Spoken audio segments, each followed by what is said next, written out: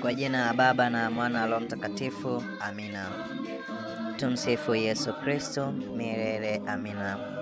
Ndugu zangu katika Kristo, karibu tena katika tafakari ya leo, na tafakari yetu itakuwa ni juu ya sherehe ya matawi. Leo tutasikia juu ya sherehe ya matawi katika kipindi hiki cha Kwaresma, na ikiwa ni Dominika ya 6 ya mwisho ya Kwaresma kuelekea Juma Kuu, ambalo juma hilo litaambatana na Pasaka, Dominika ya Pasaka. Basi karibuni tuweze kusikiliza tafakari hii inayotolewa katika chaneli hii pendwa ya Tafakari Tena TV. Karibuni sana.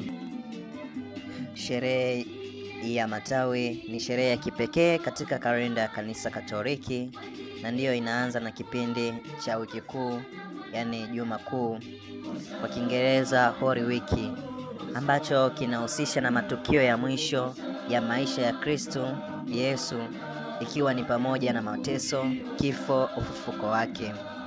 Sherehe hii inatuonyesha kumkaribisha Yesu kama mfalme na mkombozi, huku pia ikitufundisha kuhusu mabadiliko ya kiroho, kutii kwa Mungu na maana ya wokovu wetu kwake Mwenyezi Mungu. Katika sherehe hii ya matawi tunakumbuka tukio la Yesu kuingia mjini Yerusalemu kwa kutumia punda, akifuatwa na umati wa watu waliomwita mfalme kwa kumwambia na kumwimbia Hosana, mbarikiwa yeye ajaye kwa jina la Bwana. Ni Injili ya Mathayo sura 21 aya 9. Lakini pia tukio hili linatufundisha kuhusu njia ya msalaba na kwamba wokovu wetu ulipatikana kupitia mateso na kifo cha Yesu Kristo.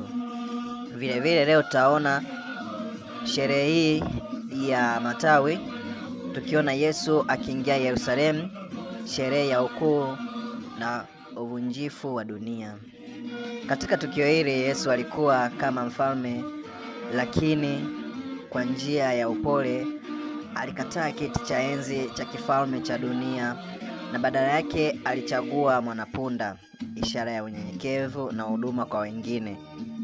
Umati wa watu walimkaribisha kwa furaha, wakimwita mfalme wa Israeli na kumtukuza kwa matawi ya mitende.